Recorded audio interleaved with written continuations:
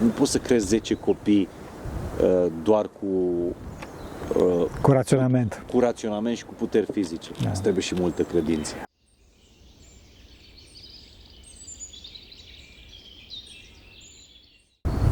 Doamne ajută, îl avem în mijlocul nostru, la chilie a venit un prieten foarte drag al meu, pe care îl cunosc destul de mult timp, ne-am întâlnit la Vatoped și care este de mic copil, știți, de mic copil jurnalist. Vorba de Mihai Morar și l-aș ruga să vorbească despre activitatea lui de jurnalist, dar nu cea pe care o cunoașteți voi, ci cea pe care o cunoaște el, adică să vorbească despre întâmplările extraordinare, întâmplările duhovnicești și despre oamenii duhovnicești pe care i-a întâlnit în viața sa. Ai cuvântul. Mulțumesc tare mult, e o bucurie, părinte. Mulțumesc tare mult, în primul rând, pentru găzduire. Acum, aseară, stând pe, cum se zice, târnați, terasă, logie, pe logia, în logia chiliei. Așa. Astfel că să se uite oamenii în dicționar ca să... Așa, în târnațul chiliei stând, cercetam postările de acum 3 ani, când am fost prima oară în munte, și cele mai multe poze din Sfântul Munte, deși nu am stat aici data trecută, le-am, și nici dumneavoastră nu erați aici, da, așa. Le-am de aici. Sunt fascinat de foișorul ăla cu vedere, cea mai frumoasă vedere din lumea asta, la muntele Aton. Uite că suntem în mijloc de primăvară și încă e zăpadă sus pe Aton. Frumos. Aici sunt florile deja înflorite, copacii sunt înfloriți. Și mai contează ce ești în lumea cealaltă. Contează acolo, aici nu contează. Aici nu contează ce ești dincolo. Suntem toți frați, o singură conștiință, cum îmi povesteați mie în podcastul Fain și Simplu, care a ieșit extraordinar și vă mulțumesc tare mult pentru binecuvântarea asta. Altfel, cred că întâmplările astea duhovnicești de care spuneți dumneavoastră, cred că se leagă mai mult de dezvoltarea mea ca om. Iar omul Mihai Morar a contat în carieră nu neapărat în prima parte a carierei, mai degrabă în ultimii ani. Da. Știi? Mi-am dat seama că omul e mai important decât jurnalistul. Așa este. Deși eu nu fac jurnalism curat, jurnalism așa cum scrie la carte. Fac și divertisment, podcast. Sunt mai degrabă un om al cuvintelor decât... Să-ți dau un exemplu. Vă rog. Dau un exemplu. După cum știi, noi postăm o postare pe zi. Da. Mai de mult aveam și o ediție în engleză a altui site pe care l-aveam știu. Așa. Și am postat postarea zilei dimineață. Seara eram foarte obosit, foarte obosit. Și să mă duc la chilie, să închid calculator și clipa respectivă, mail. Deschid mail-ul și ce să văd? În mail scrie: Hello, I am Anne from Texas and my friend is dying as I'm writing now. Please write something for her. Write something for her. Eu în clipa respectivă am blocat puțin.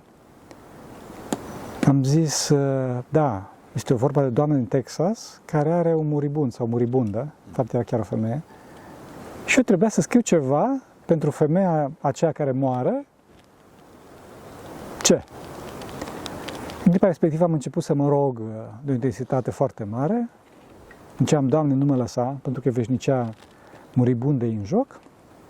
Și mai ales cum să ajung la ea, pentru că să nu uităm, e vorba de oameni care nu sunt ortodoxi, foarte probabil. Am întrebat-o: e ortodoxă, crede? Și mi-a spus: da, ok, crede așa într-o forță superioară, da, nu e. Nu. Deci cumva trebuia să-i captez atenția, trebuia să-i spun ceva ca să ajung la ea.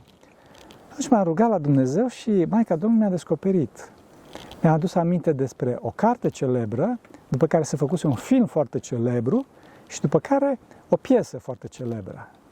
Și am zis: asta o să scriu. Dar Dumnezeu a fost. Și am pus titlul cărții respective, mai ales că cartea se referea vorbea chiar de moarte. Se numește For Whom the Bell Tolls. pentru cine trag clopotele. Exact. Cartea celebră a lui Hemingway, filmul care a luat Oscar și melodia de la Metallica. Și am pus titlul For Whom the Bell Tolls. Am scris că pe baza curajului nostru de a ne spovedi, de a ne deschide față de ceilalți, de vom câștiga veșnicia. Am găsit o poză foarte frumoasă cu părintele Hariton care duce năsălia părintelui Joachim, care tocmai murise, și a făcut alb-negru ca să fie mai oficial, postat, trimis, mail, să vezi cum zburau mail-urile între Sfântul Munte și Texas.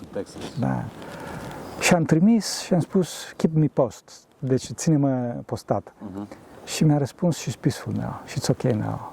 Deci a primit mesajul și a zis, slavă lui Dumnezeu că am reușit fie câtuși de puțin să-i asigur, poate, sper, mai bine zis Dumnezeu prin mine, să asigur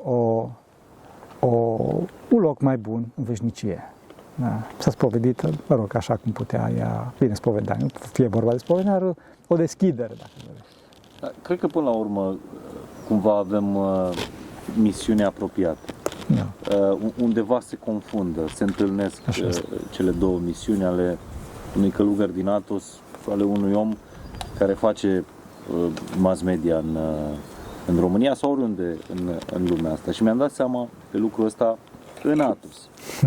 Nu știu, habar n-aveam de ce am venit acum 3 ani prima oară, exact înainte de pandemie, de ce am venit prima oară în Athos, adus de colegul Buzdugan. Și nu întâmplător, întâmplarea pe care am să vă povestesc este o întâmplare cu mine și cu Daniel. Am și scris-o atunci după ce am plecat din Sfântul Munte. Eram la Sfântul Andrei, la magazinul de obiecte bisericești, și acolo de serviciu era un călugăr grec care ne-a spus toată povestea lui, cum a lucrat într-o mare corporație, într-o mare multinațională, cum a ajuns la burnout, cum a ajuns să-și facă din bani Dumnezeu, cum și-a pierdut orice fărâmă de credință. El venind dintr-un popor credincios din poporul grec. Și cum a ajuns un fel de cadavru mergător. Apoi a întâlnit un părinte român, duhovnicul lui a fost părintele Rafael Noica, da. Slavă lui Dumnezeu. Care i-a zis, du-te la Athos. Nu i-a zis să se călugărească. Du-te la Athos. Un român în Marea Britanie, preot, îi zice unui grec în Marea Britanie, du-te în Grecia, du-te în Athos. Da, frumos. Slavă Dumnezeu.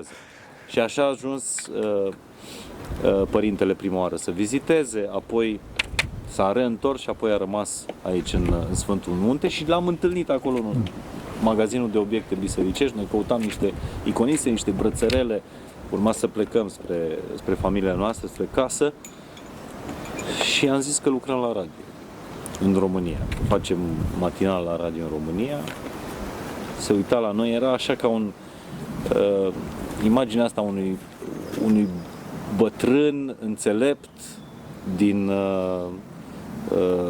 cum se numește asta? Game of Thrones. Da. Mulțumesc, da. Știu puțin, da. N-am jucat și n-am văzut. Avea curățenia aia, omul din Athos. Și înțelept, bătrân. Lucrați la radio, habar n-avea de noi, doi normali, grec, în Athos. Lucrați la radio în România. Știți că voi nu aveți o emisiune acolo, voi aveți o misiune.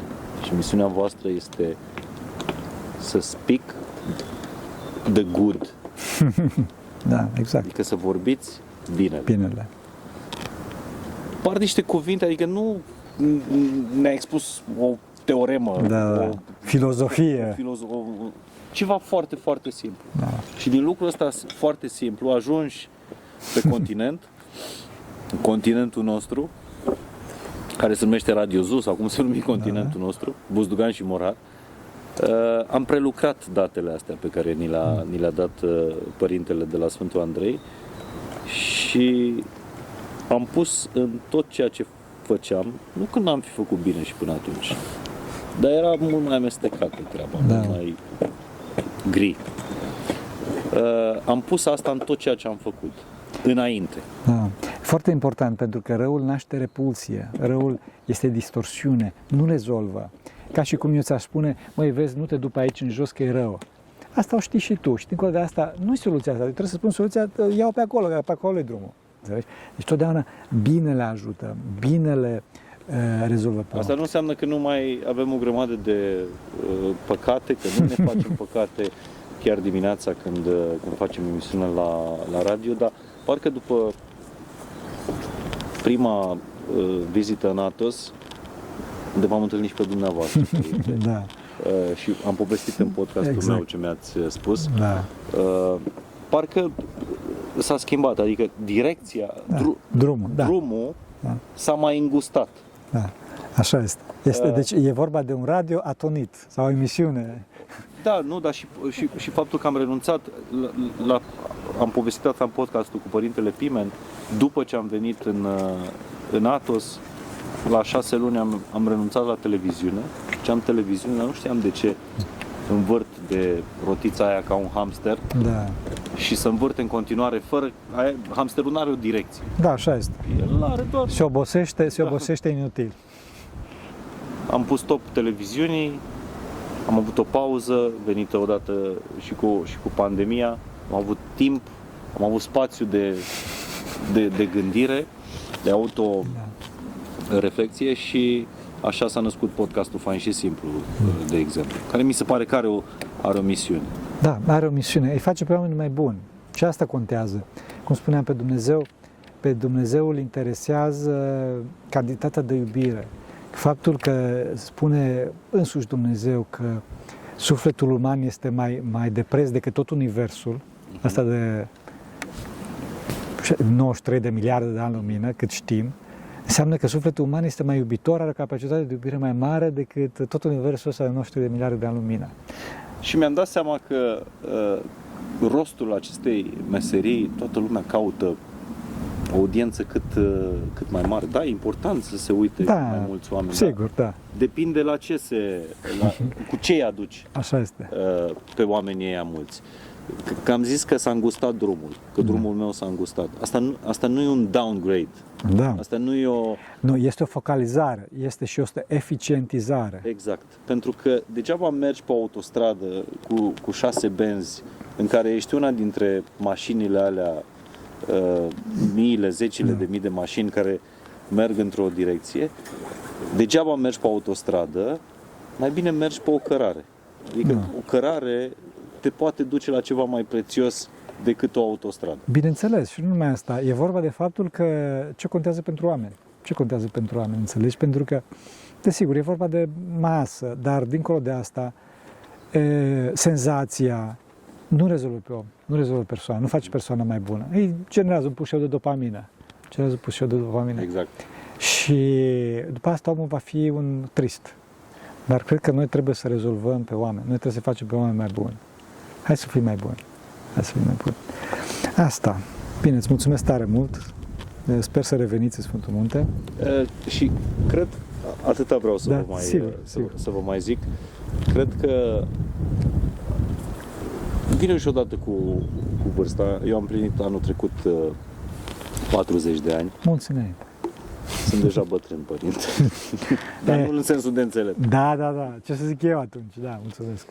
Doar biologic. Da. Și cu cât mai trec ani, cu atât te întorci la valorile din copilărie. Dispare nebuneala, da. Și îți dai seama că acolo era totul foarte, foarte curat. Iar pentru că m-ați provocat să spun întâmplări duhovnicești. Da, vrem. Prima întâmplare duhovnicească a mea e cu bunica mea din mama tatălui meu, bunica mea din Apuseni, care a făcut 10 copii, a crescut 10 copii, eram 10 de nepoți, mulți nepoți acolo pe deal în Apuseni și eu țin minte smerenia ei și sfințenia acestei bunici care toată viața a crescut copii.